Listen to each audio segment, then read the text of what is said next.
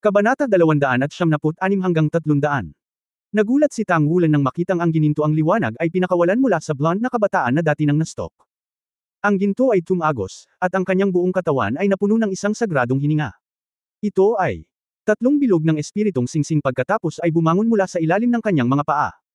Ang ikinagulat ni Tang Wulan ay ang tatlong bilog ng spirit ring na ito ay puro purple. Kasabay nito, ang isang bangkos ng mga puting pakpak ay nakaunat mula sa kanyang likuran, na lubos na nagpapataas ng kanyang sariling pakiramdam ng kabanalan. Sa hindi kalayuan sa harapan niya, huminto ang dalaga na may maitim na pulang mixing buhok at lumingon, ang mukha ay kasing lamig ng yelo. Malamig na nakatingin sa kanya, ang kanyang mga braso ay nakabuka sa magkabilang gilid ng kanyang katawan, at kaagad, simula sa kanyang katawan, ang puwang sa kanyang likuran ay ganap na nagdilim at bahagyang napilipit.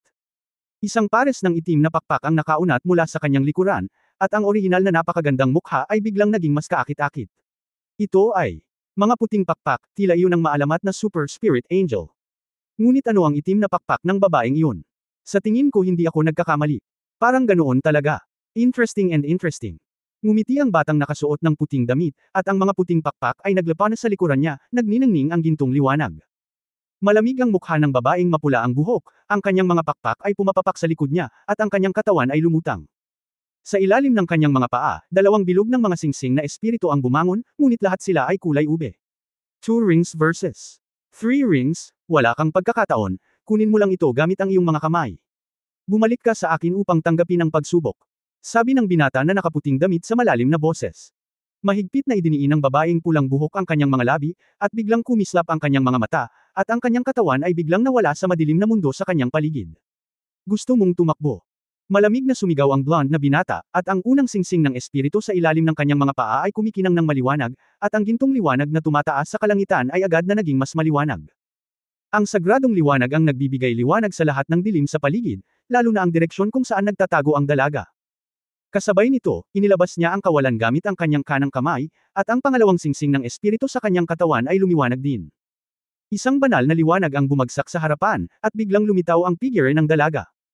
Isang lilang itim na halo ang bumalot sa kanyang buong katawan. Sabi ko na, 2 rings to 3 rings, wala ka ng chance. Ikinapak ng blonde na binata ang kanyang mga pakpak at dahan-daang lumapit sa dalaga. Biglang may bakas ng panunuya sa mukha ng dalaga, ang kanyang mga pakpak ay nagsalubong sa lupa, at maging ang kanyang singsing na espiritu ay iniligpit. Idiot! Ito si Shrek. Sa sandaling bumagsak ang kanyang boses, biglang lumiwanag ang kalangitan, at lahat ng liwanag ng dilim at liwanag ay nawala. Sa kalangitan, ang hindi nakikitang presyon ay bumabagsak mula sa manipis na hangin. Nagbago ang ekspresyon ng blonde boy, at sa ilalim ng pressure na iyon, kinailangan niyang bumagsak mula sa himpapawid at bumagsak sa lupa. Hindi ko alam kung kailan nagkaroon ng dagdag na tao sa langit, isang matangkad na lalaki, hindi makita ang kanyang hitsura. Ngunit ang kanyang marilag na boses ay kumalat sa buong kalye sa isang iglap. Sino ang naglakas loob na lumabag sa mga regulasyon ng Shrek City at gumawa ng isang bagay dito? Magulat sa enforcer, ako si Lezengayo mula sa Angel Family. Isa rin akong estudyante sa second grade class ng Outer Academy. Nakahanap kami ng Fallen Angel sa Shrek City. Tulad ng alam nating lahat, ang posibilidad na ang Fallen Angel ay isang evil spirit master ay malapit sa 100%, kaya sisimulan ko na siyang makuha pabalik sa pamilya para sa paglilitis. Nakikinig sa kanyang mga salita, ang pulang buhok na babae ay mukhang napakalmado, at itinaas ang isang card sa tagapagpatupad ng batas sa hangin, mahal na tagapagpatupad ng batas, ako ay isang working student ng Shrek Academy. Ang aking pagkakakilanlan ay napatunayan ng akademya. Hindi ako masamang espiritu. Dibisyon. Nagtatrabaho sa Shrek College. Nang marinig ang mga salitang ito, nagulat si Tang Wulan at ang iba pa. Sa hindi inaasahang pagkakataon, ang Fallen Angel Girl na ito na may pakpak at dalawang singsing lang pala ay isang college student. Gayunpaman, hindi niya sinabi ang kanyang pangalan tulad ng ginawa ni Lezengayo. Isang higop ang nagmula sa hangin at sinipsip sa hangin ang card sa kamay ng dalaga. Pagkatapos suriin ang card, sinabi ng tao kay Lezengayo, maaaring makumpirma ang kanyang pagkakakilanlan. Siya ay isang working student sa akademya. Walang posibilidad na magkaroon ng isang masamang espiritong Panginoon. Sa tingin ko ikaw ay para sa kapakanan ng pakikitungo sa mga masasamang espiritu, hindi na ako mapaparusahan sa pagkakataong ito. Sa susunod na gawin ko muli ang krimen, ang dalawang krimen ay pinagsama. Lahat ay wala na. Habang nagsasalita, ibinalik niya ang identity card sa babaeng pulang buhok na si Guangying. Sa isang iglap, ito ay nawala sa manipis na hangin. Ito ang Shrek City. Ang damdamin ni Tang Wulan at ng iba pa sa oras na ito ay puno ng pagkabigla. Sa Shrek City, hindi nila ito basta-basta magagawa, at sinusubaybayan ito ng mga opisyal ng pagpapatupad ng batas anumang oras. Binawi ng batang babae ang card, tumingin kay Lezengyo, iniunat ang kanyang hinlalaki sa kanyang kanang kamay, at pagkatapos ay dahan-daang bumaba para tumuro sa lupa. Ikaw. Galit na kumikislap sa mga mata ni Lezengyo. Humph. Malamig na sumangot ang dalaga, tumalikod at umalis, at di nagtagal ay nawala sa gabi. Gustong habulin ni Lezengyo, ngunit hinawakan siya ng kasambahay. Umiling ang kasambahay at mahinang sinabi, hindi maaaring masaktan ang dignidad ni Shrek. Guro, dahil kinumpirma ng Shrek Academy na hindi siya, hindi dapat. Huwag magkaroon ng anumang karagdagang sangay. Malamig na bamantong hininga si Lezengyo, ang mga fallen angels ay hindi mga evil spirit masters, sino ang maniniwala dito? Sa tingin ko, itong Shrek. Guro, magsalita ng mabuti. Sumigaw ang mayordomo sa mahinang boses, at nagkaroon ng malabo na pagbabago sa pag-iisip. Hindi sinabi ni Ling Lezengyo ang ikalawang kalahati ng pangungusap. Ngumuso si Lezengyo at naglakad palayo. Dito nagtatapos ang kalokohang ito. Medyo hindi pa tapos si Tang Wulan at silang apat. Matagal na silang hindi nakapunta dito, pero na-appreciate na nila ang pagkakaiba sa Shrek Academy. Bumalik sa kolehiyo, bumalik sa kanilang sira-sirang work-study dormitory. Silang apat ay hindi inaantok. Captain, do you think we have any secret as a working student? Sa cafeteria, nung nabalitaan ng lahat na working student ka, medyo malayo sila at medyo natakot pa. Sinabi lang nung red-haired girl na working student daw ako. At yung pumalo sa akin ay working student din. Hahanap pa ba tayo ng ibang working students? Tinanong ni Exi si Tang Wulan sa mahinang boses. Umiling si Tang Wulan at sinabing, nandito tayo sa unang pagkakataon, kaya huwag kang mag-abala. Unawain natin ang sitwasyon. Ang unang bagay na kailangan nating gawin ngayon ay ang pagsamahin sa Shrek Academy, at sa parehong oras, unawain ang Shrek Academy. Pagbutihin ang ating paglilinang. Dito, tayo ay napakaliit. Alisin mo ang iyong kuryosidad. At least sa ngayon, wala tayong lakas para mag-explore. Okay. Walang magawa si Exi, lumingon ang kanyang ulo para tingnan ang kaharap na Shu Xiaoyan. Hindi pa ako nagpapahinga sa sandaling ito, kaya natural na hindi nakasabit ang mga kurtina. Sabi mo lalaki ka, bakit ang chismis mo? Namilog ang mga mata ni Shu Xiaoyan. Tumayo si Goyu at isinabot ang kurtina. Nagmuni-muni silang apat. Bagamat pinigilan ni Tang Wulan si Exi sa paggalugad, hindi siya natahimik. Angel Martial Soul, Fallen Angel Martial Soul. Ang lahat ng ito ay mga alamat na narinig niya lamang noon. Para kayang harapin ang blonde na kabataan ng walang kurap, tiyak na hindi hihigit sa kanya ang kalidad ng martial arts ng babaeng iyon. At saka, ano ang Evil Soul Master? Mukhang hindi ito magandang pag-iral. Kung hindi, hindi sasabihin ng bata. Ang mundo ng Soul Master ay mukhang mas kapana-panabik. Magsisimula na ang klase bukas, iniisip ko kung matutuloy pa ba kami ni Teacher Wu. Walang anuman para sa isang gabi, at si Tang Wulan ay bumangon ng maaga kinaumagahan, at si Shu Xiaoyan ay halos kapareho niya. Sabay na nilinang ng dalawa ang Purple Magic Pupil. Pagkatapos ng isang simpleng paghuhugas, magsisimula silang harapin ang isang problema. Ibig sabihin, kumakain. Sa kabutihang palad, ang sitwasyon ng almusal ay okay, at si Tang Wulan ay nagawa man lamang na itaas ito ng mga itim na buns na natitira mula kahapon.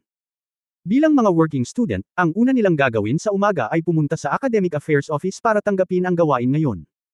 Pagdating nila sa Academic Affairs Office, may nakasalubong silang kakilala, ito ang number 2 student. Bilang isang working student, halatang dumating siya para tanggapin ang gawain. Kayong apat, ipagpatuloy ang paglilinis sa Lingbing Square. Maganda ang ginawa mo kahapon. Ipagpatuloy mo ang pagsisikap ngayon. Ang guro ng Academic Affairs Office ay napakasual at gustong ipadala kay Tang Wulan ang apat. Hindi napigilan ni Tang Wulan na magtanong, Guro, bukod sa paglilinis ng Lingbing Square, maaari pa ba tayong gumawa ng iba pang gawain? Gusto mo bang gumawa ng higit pang mga gawain? Nagtataka ang guro na nagtaas ng ulo. Sa pangkalahatan, ang mga mag-aaral na nagtatrabaho sa pag-aaral ay medyo hindi komportable kapag sila ay unang pumasok sa paaralan. Oo, mapait na sabi ni Tang Wulan. Kung hindi ka magbibigay ng kontribusyon, wala kang pagkain. Hindi pa ito mabibili. Nang mag-check out sa tindahan ng inumin kahapon, nagulat si Tang Wulan. Ang mga presyo sa Shrek City ay 5 beses na mas mataas kaysa sa mga nasa labas, hindi niya kinaya. Nakaramdam siya ng pagkabalisa. Okay, yes. Ito ang task list, ikaw na mismo ang pumili. Tulad ng sinabi niya, iniabot niya ang isang maliit na screen ng gabay ng kaluluwa. Ang apat ni Tang Wulan ay nagtipon-tipon upang pumili ng gawain, at ang binata na dumating ng mas huli sa kanila ay lumakad sa harap ng guro. Guro, ibibigay ko ang gawain. Well, tapos na ang drawing. Medyo mabilis lang. Yuanan, pataas ng pataas ang kahusayan mo. Pinuri siya ng guro, at pagkatapos ay kinuha ang kanyang ID card at hindi alam kung gaano karaming mga puntos ng kontribusyon ang kanyang idinagdag. Pumili ka ng ibang gawain. Yuanan pala ang pangalan niya. Sinulyapan siya ni Tang Wulan nang hindi namamalayan. Ang binata na ito na nagngangalang Yuanan na tulad nila ay talagang ordinaryo sa hitsura, nang walang anumang kapansin-pansing mga katangian, ang lahat ay tila napaka-ordinaryo. Mabilis na pumili si Yuan En ng isang misyon na tatanggapin, at pagkatapos ay tahimik na umalis. Sa buong proseso, bahagya lang siyang tumango sa 4 na tangwulan nang siya ay aalis. Naniniwala si tangwulan na ito ay dahil ang lahat ay nagtatrabaho pag-aaral. Piliin ko ito. Pinili ni Tangwulan ang isang metal forging task ng isang grade 1000 forging sa drawing. Sigurado ka. Nagtataka namang tumingin sa kanya ang guro ng Office of Academic Affairs, kung hindi na kumpleto ang gawain, ibabawas ang mga kontribusyon na puntos. Kung walang sapat na kontribusyon na puntos upang suportahan ang iyong pag-aaral, mapapatalsik ka sa kolehiyo. Ikaw. Mapait na ngumiti si Tangwulan, guro, sigurado ako. Ang mga mag-aaral sa trabaho pag-aaral ay ipinanganak lamang sa mga madrasta. Napaka-demanding ng lahat ng ito. Gayunpaman, nang tingnan niya ang iba't ibang gawain sa screen ng Soul Guidance, nalaman niyang maraming gawain si Chen Huan, hindi bababa sa mga gawain na matatanggap niya sa ikatlo at ika-4 na antas na mga panday ng East City Blacksmith Association. Pagkatapos mag-isip tungkol dito, naunawaan ni Tang Wulan kung ano ang dahilan nito. Ito ang Shrek Academy, hindi katulad ng ibang lugar. Natatakot ako na walang sinuman sa mga mag-aaral dito ang may layunin na maging isang Mecha Master, ngunit dapat piliin na maging isang Battle Armor Master. At ang pinaka-basic na kinakailangan para sa isang character na Battle Armor Master ay ang metal ay dapat umabot sa 1000 forging. Ang Shrek Academy ay napakaingat sa pagtanggap ng mga mag-aaral, ngunit ang kabuuang bilang ng mga mag-aaral sa Outer Academy ay dapat ding lumampas sa 1,000. Ngayon ay hindi na niya alam ang tiyak na sitwasyon ng panlabas na patio, kung paano hatiin ang klase, at iba pa. Ngunit sa napakaraming estudyanteng nagsisikap na maging isang Battle Armor Master, natural na napakataas ng demand para sa 1000 forging metal. Tulad ng 1,4,000 forging task na kinuha niya, kasing taas ng 1,000 ang contribution point. Ang 1,000 forging grade 1 ay hindi palaging tiyak para sa ordinaryong grade 4 forgers, ngunit para sa Tangwulan, hindi ito mahirap. Siya ay nakapasok na ngayon sa hanay ng ika-5 antas na panday. Bagamat siya ang first level 5th level blacksmith, hindi niya alam kung kaya niyang kumpletuhin muli ang spiritual forging, ngunit isa rin siyang 5th level blacksmith. At ito ay pinainit sa antas ng 1,000 forging. Not to mention 100% para sa 1,000 peking produkto, halos pareho lang. Hindi naman mahirap tumanggap ng ganoong karakter. Kung hindi ito dahil sa takot na maging masyadong nakakagulat, talagang gusto ni Tangwulan na kumuha ng ilan pa sa isang pagkakataon. Mas mabuting maging maingat kapag ikaw ay mga bagong dating. Guro, saan ako makakabili ng mga bihirang metal at mapeke ang mga ito? Tanong ni Tangwulan. Ang mga panday ay nangangailangan ng mga forging table. Ang guro mula sa Academic Affairs Office ay nagwagayway ng kanyang kamay at nagsabi, pagkatapos ng seremonya ng pagpasok, tanungin ang punong guro ng iyong klase. Oh, lumalabas na ang taong iyon ay si Yuanan. Nang umalis siya sa Office of Academic Affairs, umalangaw sa kanyang tenga ang boses ni Tangwulan ni Exi. Lumingon si Tangwulan para tumingin sa kanya, bakit? Hindi pa rin kumbinsido. Sa palagay ko imposibleng matalo mo siya sa yugtong ito. Isa pa, may isang bagay na maaaring mali ang iniisip natin noon. Ang mga tinatawag na second-year students dito, at hindi ito mas matanda sa atin ng 1 taon, ngunit dapat ay mas maaga siyang pumasok sa akademya ng 3 taon kaysa sa atin. Ang Shrek Academy ay nagre-recruit lang ng mga estudyante kaysa sa atin bawat 3 taon, kaya maaaring mas matanda siya sa atin ng 3 taon.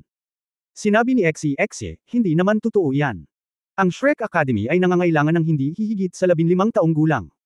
Kita mo, pumasok kami sa edad na 13. Pagkatapos ay maaari ding pumasok ang mga tao noong bata pa sila. Kaya, ang edad na ito ay mahirap sabihin. Kapitan, aasa ako sa iyo upang suportahan kami sa hinaharap. At the end, bigla siyang nambobola. Iritadong sinabi ni Tangwulan, oo. Maaari kang bumili ng mga kontribusyon sa akin gamit ang federal na pera. Wala akong pakialam. Nanlaki ang mga mata ni Exi, boss, fan ka ba ng pera? Same time na tumango si Tangwulan, at sinabing, iyan ang uri ng tagahanga ng pera. Ngayon mo lang ba alam ang tungkol sa aking tagahanga ng pera? Lalo na ang tagahanga ng pera, kaya't huwag kang humingi sa akin ng pera. Ang pag-asa sa sarili ay ang pinakamahusay sa ating sekta ng Tang. Tradisyon. Umiyak si Exi at sinabing may malungkot na mukha, masyado kang walang awa. Tinapik siya ni Tangwulan sa balikat, kung gusto mong makakuha ng mas maraming kontribusyon na puntos, subukang pagbutihin ang iyong pangalawang karera. Pagkatapos ay magagawa mo ito ng natural.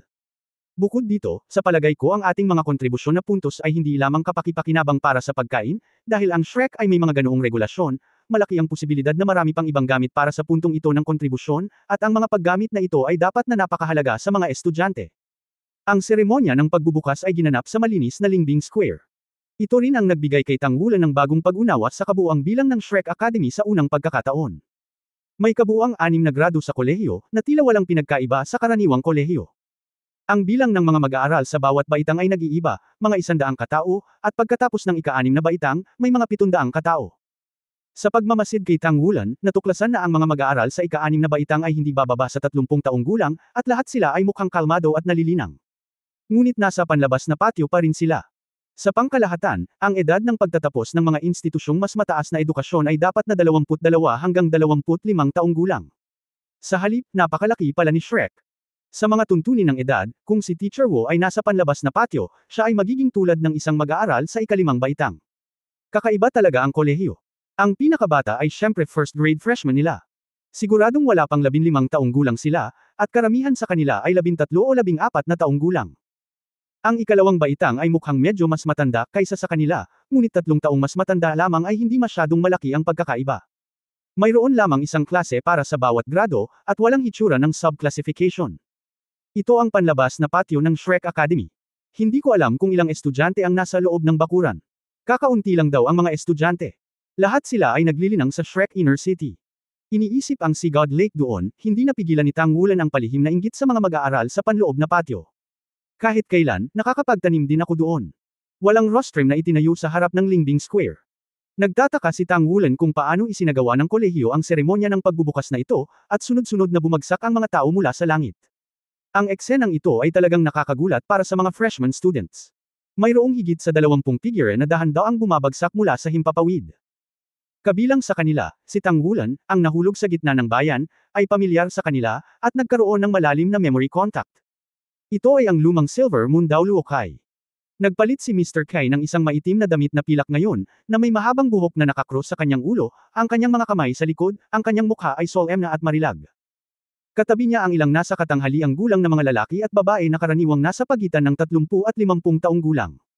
Sa kanila, nakita ni Tang Wulan si Teacher Wu Changkong at Uncle Shen Yi sa isang sulyap. Ang iba ay lubhang kakaiba. Bumalik na ba si Mr. Wu sa akademya para maging guro? Magpapatuloy pa kaya iyon sa pagtuturo sa atin?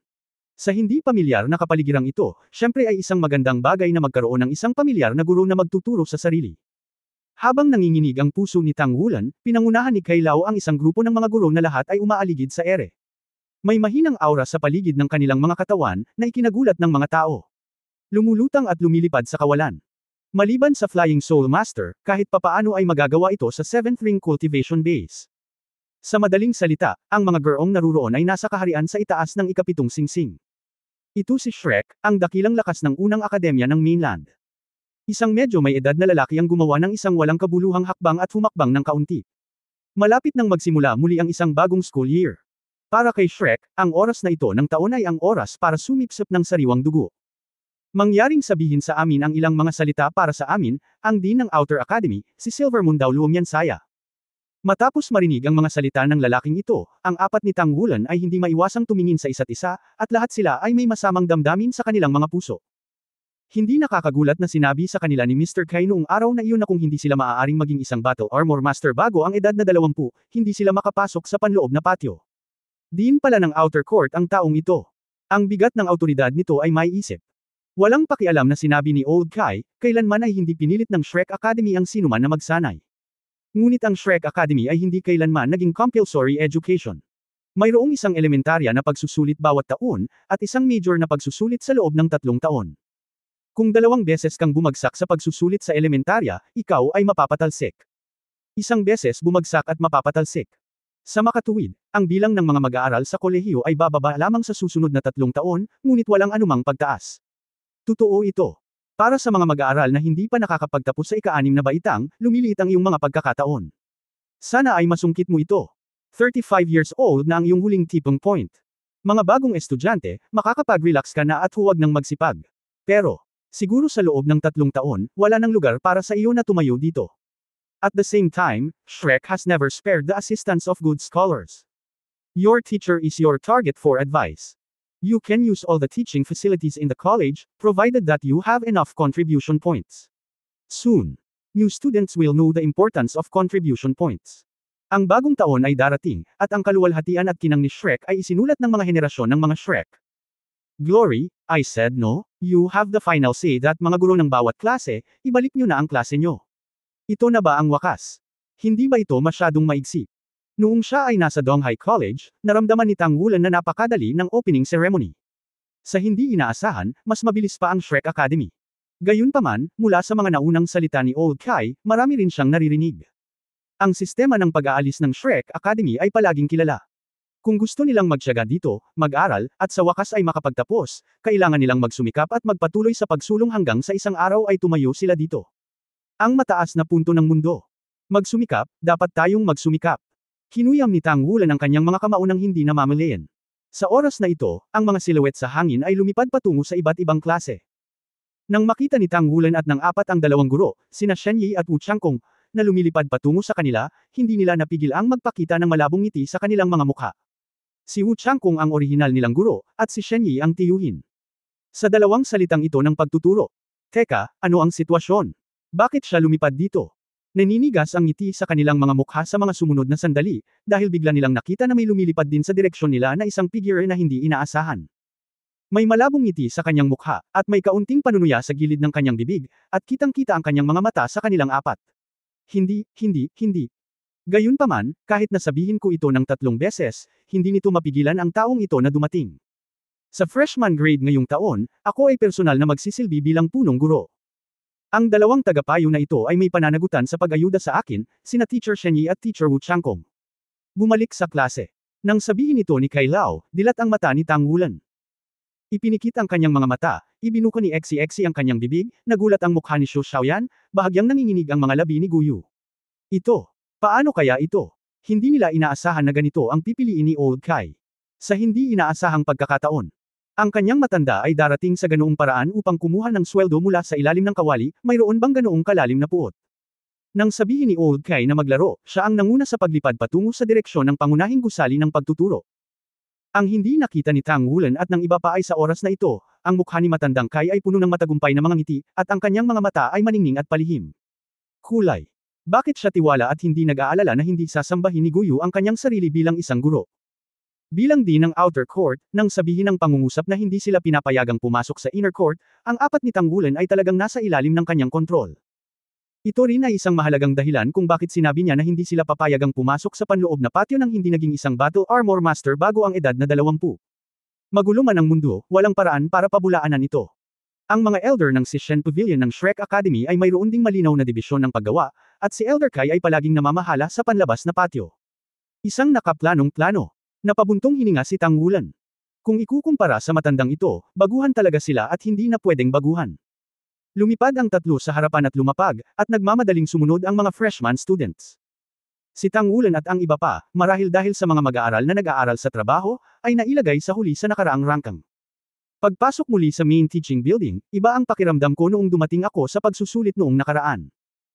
Kahit na ang hitsura ni Kai Lao ay nakadama ng kaunting depresyon sa apat na tao, pagkatapos ng lahat, sila ngayon ay isang mag-aaral ng Shrek Academy, at ang instructor ay kasama pa rin ang guro ng Wu, ang sitwasyon ay hindi dapat maging napakasama. Ang silid-aralan sa unang baitang sa panlabas na patio ay nasa unang palapag. Matapos makapasok sa pangunahing gusali ng pagtuturo, lumiko sa kaliwa at dumating pagkatapos ng higit sa 100 metro. Isa itong napakalaking lecture hall, sapat na para sa 300 tao sa parehong oras. Pagkatapos pumasok sa klase, lumakad si Kai Lao sa podium at tumayo, sinabi ni Shen Yi, lahat ng mga estudyante sa ibaba ay nirerango sa pagkakasunod-sunod na binasa ko. Tang Wulan, isa sa isang hilera. Number 1 in a row. Siya ba ang unang tinawag? Nagmamadaling naglakad si Tang Wulan nang may pagtataka, hinahanap ang numero 1 posisyon sa unang hanay.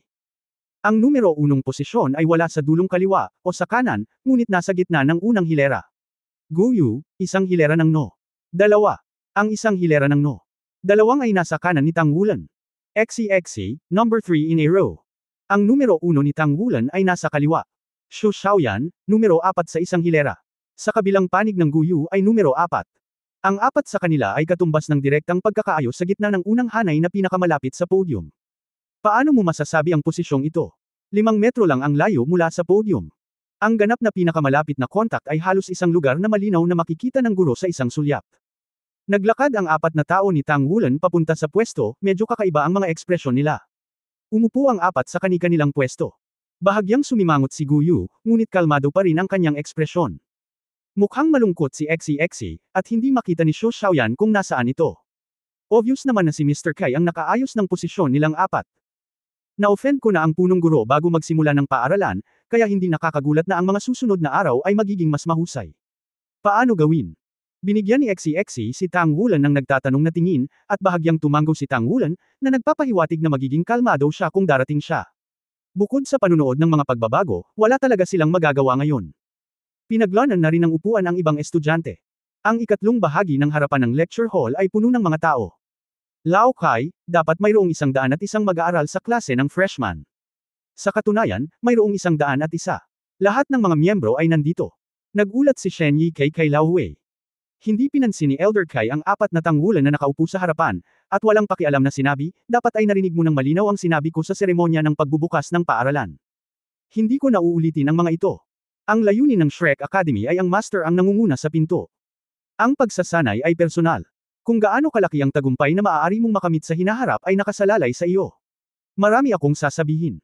Ang iyong pangunahing gawain ngayon ay sasabihin sa iyo ni Mr. ang lahat ng bagay sa kolehiyo. At mga paraan ng pag-aaral, Teacher Shen, halika na.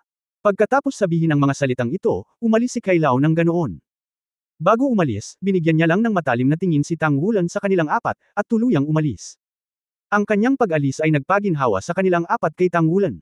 Siyempre, hindi mas maganda kung wala ang isang ito. Ito ay mas mahusay na hindi upang pamahalaan ang freshman klase sa lahat ng oras. Si Shen Yi ang pumalit kay Kai Lao, at sinabi sa malalim na boses, sa ngalan ng Shrek Academy, tinatanggap ko ang lahat na sumali. Susunod, kailangan mong makinig ng mabuti at mag-record ng mabuti. Dahil ito ay may kaugnayan sa iyong pag-aaral sa hinaharap. Hindi ko na ito uulitin. Ang sinabi ko ay ang atensyon ng lahat ng mga bagong estudyante. Makinig ng mabuti. Una sa lahat, simula ngayon, mag-aaral ka na ng Shrek Academy. Kahit anong gawin mo sa labas sa hinaharap, hanggat nasa akademya ka, lahat kayo ay kakatawan sa akademya. Kapag gumawa ka ng isang bagay na hindi pangkaraniwan, ang akademya ikaw ay mapaparusahan ng naaayon. Ang parusang ito ay walang kinalaman sa Federation. Wala itong kinalaman sa Federation, ngunit ang 5 salita na parang ordinaryo ay malabong mamamatay tao. Ang Shrek Academy, Shrek City, ay medyo independyente mula sa buong kontinente. Dito, walang epekto ang federal na batas. Ang Shrek City ay may sariling paraan ng paghawak ng mga gawain. Bawat isa sa inyo ay may student card, na naglalaman ng iba't ibang records ng sarili ninyong sitwasyon, at kasabay nito, ito rin ang mag-iimbak ng inyong mga kontribusyon na puntos. Dapat ay napaka-curious mo kung para saan ang mga kontribusyon na puntos na ito. Sa madaling salita, sa akademya, ang mga puntos ng kontribusyon ay maaaring gamitin para sa anumang bagay. Maaari silang ipagpalit para sa mga mapagkukunan ng paglilinang, at maaari silang ipagpalit para sa paggamit ng oras ng ilang mga espesyal na pasilidad sa pagtuturo. Mga guro ng ilang mga katanungan, pag-a-apply para sa mga kaluluwa, at pag-a-apply para sa mga platform na nagpapalaki ng kaluluwa, na lahat ay nangangailangan ng mga puntos ng kontribusyon sa madaling salita. Sa akademya, ang mga puntos ng kontribusyon ay makapangyarihan hanggat nasa loob ng isang makatwiran at legal na hanay, ang mga puntos ng kontribusyon ay mabibili ang lahat ng gusto mo. Kaya, dapat kang malaman, kung paano makuha ang mga puntos ng kontribusyon na ito. Una sa lahat, hindi mabibili ang mga puntos ng kontribusyon gamit ang mga federal na barya. Makukuha mo lamang ito sa pamamagitan ng pagkumpleto ng mga gawain ng akademya ng mag-isa. Mayroong maraming uri ng mga gawain, tulad ng ilang simpleng pisikal na paggawa, pagpapanday ng metal, disenyo ng mecha, pagmamanupaktura ng mecha, pagpapanatili ng mecha, at iba pa. Hanggat maaari mong kumpletuhin ang anumang gawain, maaari kang makakuha ng ilang mga puntos ng kontribusyon. Nasa sa iyo kung paano mo gagamitin ang mga kontribusyon na ito. Hanggat umiiral ang Shrek Academy, ang punto ng kontribusyon na ito ay magiging wasto. Siyempre, kung ma-expel ka sa academy, bago yun, may karapatan kang gastusin lahat ng contribution points mo bago umalis. Ang oras ng pagtuturo ng akademya ay kalahating araw lang sa umaga. Ang hapon at gabi ay ang libreng oras mo. Maaari mong gamitin ang oras na ito sa anumang paraan na gusto mo, at maaari ka ring lumabas ng akademya. Hanggat hindi naantala ang pang-araw-araw na klase, ayos lang. Maliban na lamang kung may mga espesyal na pangyayari at pag-aproba mula sa homeroom teacher, hindi ka papayagang malate ka ng 3 kapag lumiban ka sa klase. Beses, ikaw ay mapapatalsik mula sa akademya bilang karagdagan, ang anumang binili gamit ang federal na pera mula sa labas ng panloob na lungsod ng Shrek. Ito ay hindi pinapayagang dalhin sa kolehiyo, kung hindi, isang parusa ng 10 kaukulang kontribusyon na puntos ay ipapataw. Siyempre, maaari mo ring subukan ito. Kung hindi ka natuklasan, maswerte ka. Sa Shrek City, mayroong ilang mga lugar kung saan maaari kang gumamit ng mga federal na barya upang bumili, ngunit kung nasubukan mo na ito, dapat mong malaman na ito ay napakamahal. Para sa mga working students, mas magiging mahirap. Kailangan mong magbayad para sa iyong mga pagkain gamit ang iyong mga kontribusyon na puntos.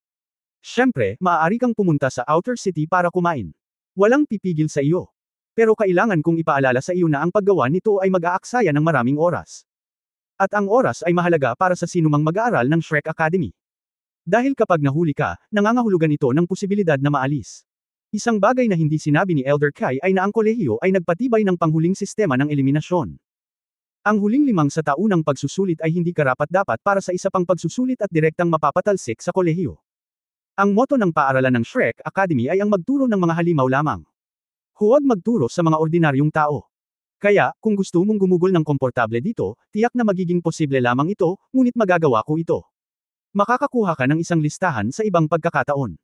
Sasabihin sa iyo ng listahang ito kung anong mga elective courses at teaching resources ang available sa kolehiyo bilang karagdagan sa mga normal na kurso.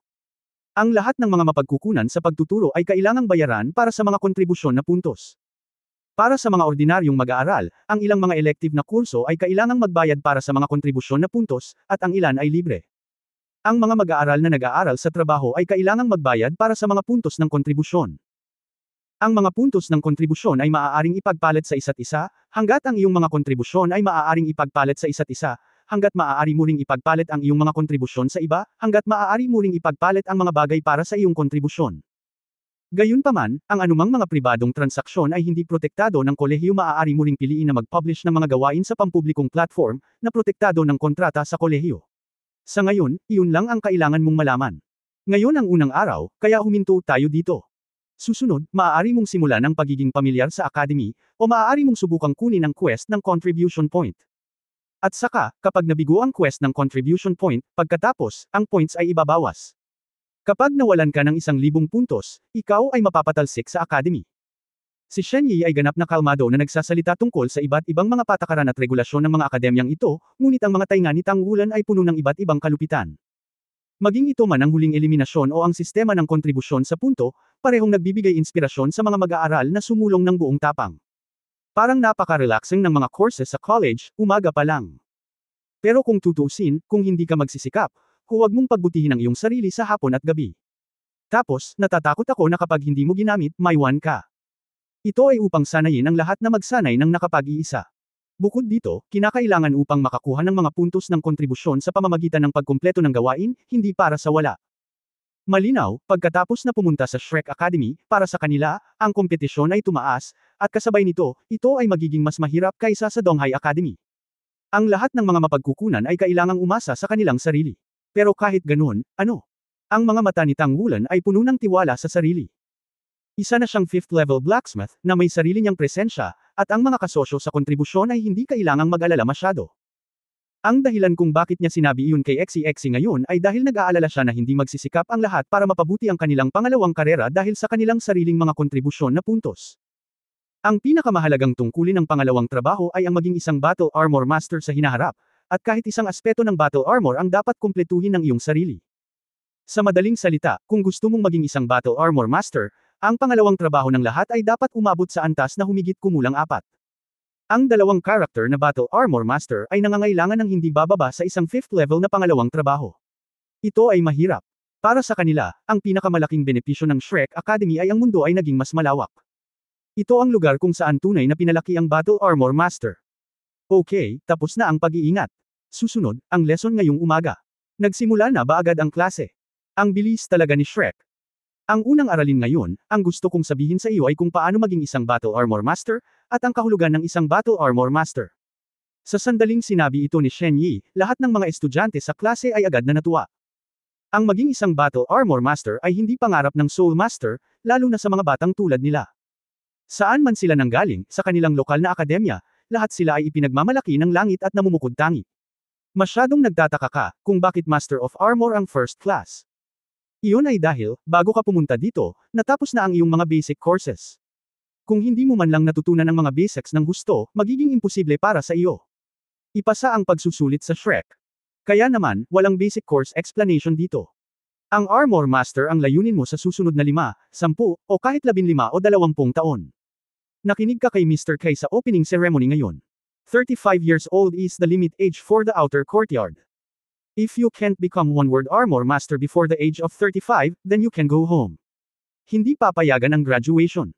Become a one-word armor master before the age of 35, and you can graduate from the outer graduate, and this is Shrek's criteria. Gusto kong sabihin sa iyo sa parehong oras ay ang proporsyon ng mga nagtapos sa lahat ng mga mag-aaral sa panlabas na kolehiyo. Ito ay 33%, ibig sabihin, 1/4 lamang ng mga tao ang maaaring maging isang Battle Armor Master. Bago ka pumunta dito, kung naglatag ka ng magandang pundasyon para sa iyong pangalawang karera, pagkatapos ay binabati kita, magkakaroon ka ng mas maayos na pagsasanay sa hinaharap, kung hindi, kailangan mong magsumikap. Bago ang edad na 25, ikaw ay magiging isang one-word armor master at ikaw ay magiging karapat-dapat na lumahok sa pagtatasa ng inner courtyard. Kung hindi ka makapasa sa pagsusulit, kailangan mo ring magtapos sa outer college at umalis sa kolehiyo. Wala kang gaanong oras gaya ng iyong inaakala. Simulan natin ang pag-uusap tungkol sa mga Armor Masters. Ano ang Armor Masters? Naniniwala ako na pagkatapos kong itanong ang tanong na ito, ang unang reaksyon sa marami sa inyo ay ang mga Armor Masters ay mas malakas na Mecha Masters, tama ba? Walang malay na tumango ang ilan sa mga estudyante sa classroom. Kung sa tingin mo, nagkakamali ka. Ang Armor Master ay talagang hindi isang Mecha Master. Mataray na sabi ni Shen Yi. Ang Battle Armor Master ay isang Soul Master pa rin. Ang Mecha ay isang sandata para sa mga tao na magsuot, habang ang Battle Armor ay isang sandata para sa iyong mga espiritu. Bago ang dalawa, mayroong isang qualitative difference. Sa makatuwid, palagi naming idiin. Ang iyong katawan at isang bahagi ng iyong martial soul, ikaw ang tunay na Armor Master. Kaya, kapag gumagawa ng Battle Armor, ang unang bagay na kailangan mong gawin ay hayaan ang iyong sariling martial soul na maghalo dito, at sumasalamin dito, upang maakit ang isa't isa, at sa wakas ay gawin itong bahagi ng iyong martial soul. Gamit ang kagamitang martial soul, mas magiging malakas. Sa ngayon, ang Battle Armor ay nahahati lang sa 4 na level. Sila ang 1-character Battle Armor Master, ang 2-character Battle Armor Master, ang 3-character Battle Armor Master at ang 4-character Battle Armor Master. Bagamat 4 lang ang level, malaki ang gap sa bawat level. Para maging Battle Armor Master, dapat may second job ka. Ang pangalawang job related to making Battle Armor, among them, so far, the best result are mecha production and mecha design. Design mechas and design battle armors for yourself. Then, you will definitely proceed according to your martial spirit fit. No one knows yourself better to make it yourself. Ang iyong sariling battle armor ay magiging mas madaling pagsamahin ang dalawang ito ang iyong pinakamahusay na mga pagpipilian, syempre, maaari mo ring piliin ang pag-forging at pag-aayos ng mecha, ngunit ang pag-forging ay medyo mahirap sa simula, ang pag-aayos ng mecha ay mas mahusay na isinama sa battle armor sa susunod na yugto, at ito ay haharap sa mas maraming mga paghihirap kapag ginawa ito. Walang makakakumpleto ng forging, mecha design, at mecha production ng sabay-sabay. Kaya, mula ngayon, gagawa ka ng paraan para makakuha ng mas maraming kontribusyon at anyayahan ang mga tao na kumpletuhin ang iba pang aspeto sa pamamagitan ng pag-publish ng mga gawain. O, bumuo ng magandang relasyon sa mga kaklase sa paligid mo at hilingin sa kanila na tumulong. Ang interpersonal na komunikasyon ay bahagi din ng iyong lakas. Ang lakas ng battle armor ay nauugnay sa pagkakatugma nito sa iyo. Para sa pinakamahusay na fit, ang battle armor ay magbibigay ng isang spirit master na may pagtaas ng level 20. Ang pundasyon ng 1-character Battle Armor Master ay level 50 Spirit Power, hindi bababa sa pangalawang trabaho ng level 3, Rare Metal 1000 Forging, kinukumpleto ng Master ng disenyo ang disenyo ng Battle Armor, at kinukumpleto ng Manufacturing Master ang paggawa ng mecha. Kasabay nito, dapat itong tugma sa sarili nito. Mahigit sa 60%. At ang Battle Armor ay kailangang mabuo ng isang tunay na bahagi. Mabilis na nagsalita si Shen Yi, at seryosong nakikinig sina Tang Wulan, Gu Yu, Xi, at Xu Xiaoyan. Kung paano maging isang Battle Armor Master ay napakahalaga sa kanila. Bukod dito, malinaw din na natuklasan ni Tang Wulan na si Mr. Kai ay may mas mataas na pangangailangan sa kanila kaysa sa mga ordinaryong estudyante. Kailangan nilang maging Armor Masters bago sila mag 20 years old bago sila makapasok sa inner courtyard. Malaki ang pagkakaiba ng 5 taon na ito. Ang level 50 Spirit Power lang ang malaking problema na kailangan nilang harapin. Sa mahigit 6 na taon, ang cultivation base ay dapat tumaas ng humigit kumulang 20 na antas. Ito ay hindi upang sabihin na ito ay nasimple. Kung mas nalilinang ang Panginoon ng kaluluwa, mas mabilis ang mas mabagal. Ang mas mahirap na pagbutihin, hindi banggitin ang pangangailangan na pinuhin ang pangalawang propesyon at pagbutihin ang sariling paglilinang. Gumawa ng battle armor. Napakaraming bagay na kailangang gawin. Hindi ako hinihintay ng oras. Lihim na napabuntong hininga si Tang Wulan na bawat minuto at bawat segundo ay magiging lubhang mahalaga sa susunod na 6 na taon. Walang pahinga sa mga klase sa umaga, hanggang sa pagtatapos ng araw sa kalagitnaan ng araw. Pagkatapos ay napagtanto ni Tang Wulan ang isang problema. Baka may problema siya sa kanyang tanghalian, at para magambag ng mga puntos, ngayon ay mayroon na lamang silang 100. Sa pag-alala sa paglalarawan ni Shen Yi kay Dojia sa kanyang isipan, sa wakas ay nagsimulang bumukas sa harap nila ang mundo ng Dojia. Nag-iisip si Tang Wulan. Habang naglalakad papunta sa cafeteria kasama ang mga kaibigan. Captain, anong kinakain mo? Tanong ni Xe kay Tang Wulan. Ha? Nagising si Tang Wulan mula sa kanyang pag-iisip, napagtanto lamang na nakarating na siya sa cafeteria. Naamoy ang bango ng pagkain, kumalabog ang tiyan, at napalunok ng laway. Siya ay nagugutom. Ang pagkain na kinain ko kagabi ay hindi nakakaapekto sa pagkain ngayon, at hindi ako kumain ng mas kaunti sa umaga. Ngunit sa kabutihang palad, mayroong 100 itim na steamed buns laban dito. Mas mura rin ang almusal. 100 kontribusyon na puntos, gumastos sila ng higit sa 20 at halos lahat ay kumakain. Ngunit nasaan ang natitira, saan ako makakain para sa aking sarili? Kumain ka muna, may naisip akong paraan. Kinaikit ni Tang Wulan ang kanyang mga mata. Wala siyang oras para tapusin ang forging task ngayon. Pagkatapos makumplito, magkakaroon na siya ng kita, at sa panahong iyon, natural na siyang makakain. Sa ngayon naman, habang nag-iisip, naglakad siya papunta sa entrance ng cafeteria, at nagkatitigan ang tatlo. Captain, ano ang gagawin mo? Nagtatakang sabi ni Xe. Bamulong si Xu Xiaoyan, bakit parang naiinis ako? Kumain muna tayo. Naglakad si Tang Wulan papunta sa entrance ng kantin, kumuha ng isang pirasong papel mula sa kanyang storage soul guide, nagsulat ng linya ng mga salita dito, at pagkatapos ay itinaas ito at tumayo doon. Ako, ang 4th level blacksmith, ay nagbibigay ng 1 class forged metal para sa 1,000 forging. Ngayong nahihiya ako sa bag, gusto kong gumawa ng isang set ng first class forging metal bilang reward sa mga nag-aalaga ng bigas sa loob ng 1 taon. Kung interesado ka, mangyaring imbitahan ako ng direkta sa hapunan. Tumagilid si Xe at tumingin at agad na tumakbo palayo. Para makakain, ginawa rin ito ni boss.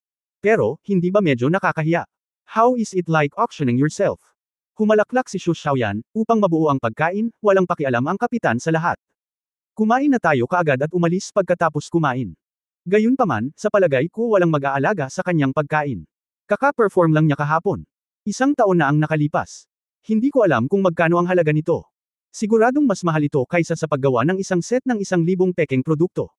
Sa palagay ko ay ganoon din ang app ng captain sa 1 buwan. Exaggerated. Tumingin si Guyo kay Tang Wulan sa pintuan, nakasimangot, ibinaba ang kanyang ulo, mabilis na kumain, hindi alam kung ano ang iniisip niya. Sa oras na ito ay ang pagkain, at mayroong walang katapusang daloy ng mga tao na dumadaan. Hindi kakaunti ang mga taong nakakakita kay Tang Wulan, ngunit wala ni isa sa kanila ang talagang interesadong magtanong. Bagamat sobrang pigil ni Tang Wulan, hindi niya sinabi na siya ay isang level 5 blacksmith. Pero ilang taon na siya. Kahit na umunlad siya ng husto, mukha siyang 14 o 5 taong gulang pa lang. Sa kasaysayan ng mainland Forge World, walang pang-4 na antas na forge sa edad na ito. Sa Shrek Academy, maraming estudyante ang pumipili ng mecha design at mecha production, pero bihira ang mga pumipili ng forging. Gaya ng sinabi ni Shen Yi, hindi madaling magsimula ang panday, at mas mahirap ito. Sa partikular, ang bilis ng unang 3 antas ng pagpapabuti ay mas mabagal kaysa sa disenyo ng mecha at pagmamanupaktura ng mecha. Ang parehong disenyo ng mecha at pagmamanupaktura ng mecha ay kailangang maging matalino. Matapos maabot ng kapangyarihan ng kaluluwa ng isang tao ang isang tiyak na antas, ito ay higit sa lahat ay nakasalalay sa savi ng 2 aspetong ito.